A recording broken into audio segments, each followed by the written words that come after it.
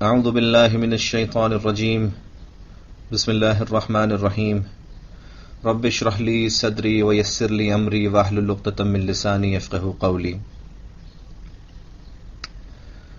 وَإِذِ اسْتَسْقَىٰ مُوسَىٰ لِقَوْمِهِ فَقُلْنَا اضْرِب بِّعَصَاكَ الْحَجْرَ فَانْفَجَرَتْ مِنْهُ اثْنَتَا عَشْرَةَ عَيْنًا قَدْ عَلِمَ كُلُّ أُنَاسٍ مَّشْرَبَهُمْ كُلُوا وَاشْرَبُوا مِن رِّزْقِ اللَّهِ وَلَا تَأْثَوْا فِي الْأَرْضِ مُفْسِدِينَ۔ اور جب موسیٰ نے اپنی قوم کے لیے پانی مانگا تو ہم نے کہا اپنی لاٹھی پتھر پر مارو، تو اس میں سے 12 چشمے پھوٹ نکلے اور تمام لوگوں نے اپنا اپنا گھاٹ معلوم کر لیا۔ اللہ کی روزی کھاؤ اور پیو مگر زمین میں فساد نہ کرتے پھرنا۔ دیکھیں، بات ختم ہوئی تھی جیریکو کی فتح پہ، اریحا کی فتح پہ، جو کہ موسیٰ علیہ السلام کے بعد ہوئی تھی۔ اب یہ آیت نمبر 60 سے پھر صحرا سینا کے واقعات بیان ہو رہے ہیں کہ جب یہ 6 لاکھ کا قافلہ صحرا میں بھٹک رہا تھا تو جہاں پڑاؤ ڈالا وہاں پانی نہیں تھا، تو موسیٰ علیہ السلام کو حکم ہوا کہ چٹان پر عصا سے ضرب لگائیں، تو 12 قبیلوں کے لیے علیحدہ علیحدہ گھاٹ سے 12 چشمے پھوٹ پڑے تاکہ لڑائی نہ ہو۔ وَإِذْ قُلْتُمْ يَا مُوسَىٰ لَن نَّصْبِرَ عَلَىٰ طَعَامٍ وَاحِدٍ فَادْعُ لَنَا رَبَّكَ يُخْرِجْ لَنَا مِمَّا تُنبِتُ الْأَرْضُ مِن بَقْلِهَا وَقِثَّائِهَا وَفُومِهَا وَعَدَاسِهَا وَبَصَالِهَا۔ اور جب تم نے کہا موسیٰ ہم سے ایک کھانے پر صبر نہیں ہو سکتا، تو اپنے پروردگار سے دعا کیجئے کہ ترکاری اور ککڑی اور گیہوں اور مسور اور پیاز وغیرہ جو نباتات زمین میں اگتی ہیں ہمارے لیے پیدا کر دیں۔ قَالَ تَسْتَبْدِلُونَ الَّذِينَ هُوَ أَدْنَىٰ بِالَّذِي هُوَ خَيْرٌ اهْبِطُوا مِصْرًا فَإِنَّ لَكُم مَّا سَأَلْتُمْ وَضُرِبَتْ عَلَيْهِمُ الذِّلَّةُ وَالْمَسْكَنَةُ وَبَاءُوا بِغَضَبٍ مِّنَ اللَّهِ۔ انہوں نے کہا کہ بھلا عمدہ چیزیں چھوڑ کر ان کے بدلے ناقص چیزیں کیوں چاہتے ہو؟ اگر یہ چیزیں مطلوب ہیں تو کسی شہر میں جا اترو، وہاں جو مانگتے ہو مل جائے گا۔ اور آخرکار ذلت اور محتاجی ان سے چمٹا دی گئی اور وہ اللہ کے غضب میں گرفتار ہو گئے۔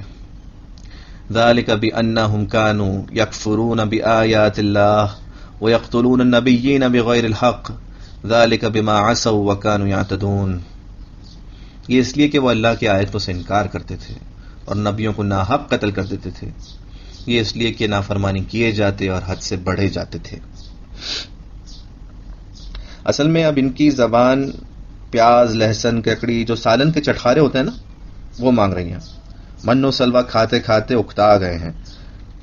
تو موسیٰ علیہ السلام نے کہا بھی تو اتر جاؤ، یعنی کسی بستی میں جا کر آباد ہو جاؤ، سیٹل ڈاؤن سم ویئر، کاشتکاری کرو، ایگریکلچر میں انوالو ہو، تو یہ ساری چیزیں مل جائیں گی۔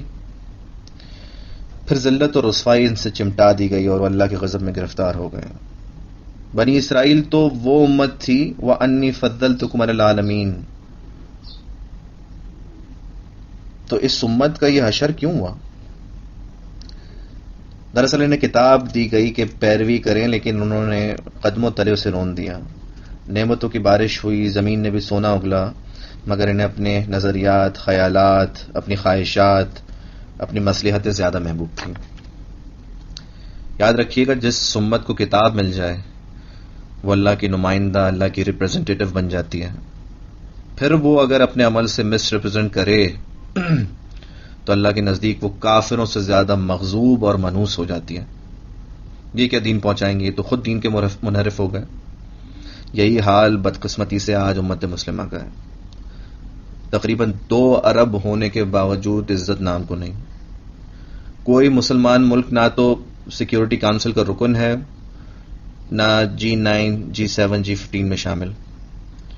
ہماری پالیسیز کہیں اور بنتی ہیں، ہمارے بجٹس کہیں اور طے ہوتے ہیں، ہماری جنگ اور صلح کسی کے ریموٹ کنٹرول کے اشارے پر ہے۔ بنی اسرائیل نے انبیاء کو قتل کیا اور ہمارے ہاں مجددین امت کو کتنے جیلوں میں ڈالے گئے۔ امام احمد بن حنبل کے ساتھ کیا ہوا، امام ابو حنیفہ کا جنازہ جیل سے اٹھا، امام مالک کے کندھے کھینچ دیے گئے، شیخ احمد سرندی کو دیوار زندہ میں ڈالا گیا، سید احمد بریلوی کو خود مسلمانوں نے شہید کیا۔ اللہ نے خیر امت قرار دیا بنی اسرائیل کو بھی اور تمہیں بھی، لیکن اگر اس کا مشن چھوڑ دو گے تو ذلت اور مسکنت مقدر بن جائے گی. اللہ کا قانون، اللہ کی سنت ہر امت کے لیے الگ الگ علیحدہ علیحدہ نہیں ہوتی. جو حشر بنی اسرائیل کا ہوا آج ہمارا ہو رہا ہے. آیت نمبر 61 کے بعد یہاں الحمدللہ سورہ بقرہ کے 7 رکوع مکمل ہو رہے ہیں. اگلی نشست میں انشاءاللہ 8ویں رکوع کا جائزہ لیں گے.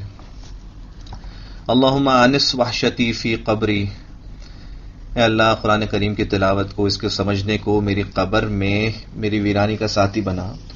اللہم ارحمنی بالقرآن العظیم، اے اللہ قرآن عظیم کی برکت سے مجھ پر رحم فرما.